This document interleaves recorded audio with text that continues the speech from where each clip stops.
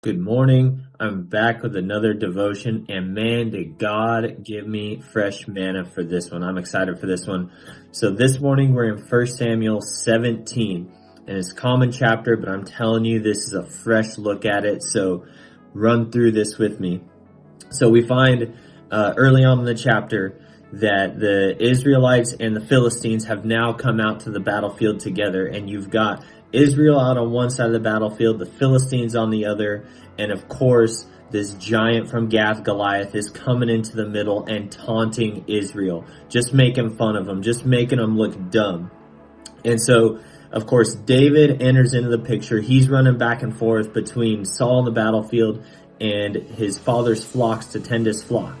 And then we pick it up here in verses 16 through 19 in this conversation that Jesse has with David. And there's something that I really want to zone in on this, because God hit me with this morning, and this is the message. But verse 16, it says, "And the Philistine came forward morning and evening for 40 days and took his stand.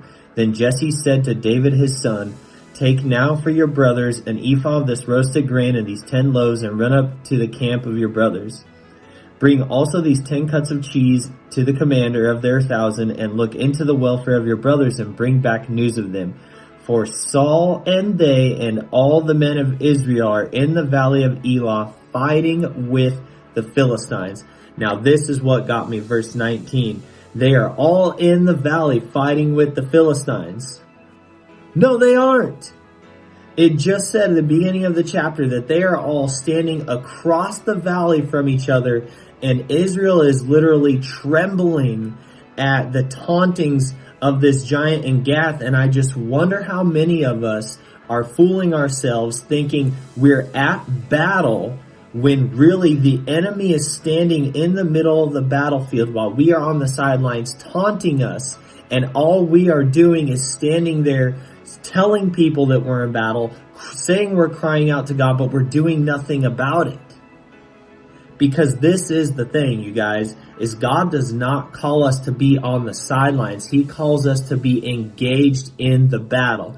And the things that are oppressing you in your life, the spirits that are working against you, every enemy is not just going to be taken away. There are some things, yes, that God takes away from us.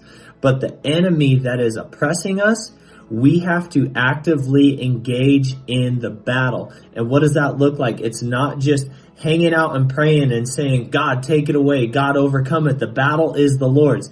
Yes, it is the Lord's. But what happened later in this story? David actually went out and engaged. He actively opposed the giant. So that is what we need to do. And as he went forward, as he acted, God empowered his actions for him to get the victory. So we need to actively oppose whatever spirit is taunting and oppressing our lives. So if you've got a spirit of greed, you need to actively oppose it by being generous. If it's a spirit of immorality or a sexual spirit, you need to actively oppose it by being pure. If it's a spirit of pride, you need to actively oppose it with humility. Whatever it is, prayer should be working hand in hand with your action. Prayer should not be alone. You have to actively oppose it. And by that, God will empower you to overcome it. So I encourage you today, don't just stand on the sidelines praying. Get active, because David ran towards Goliath. So run after it and oppose it with the opposite spirit. I love you guys. I hope this blesses you.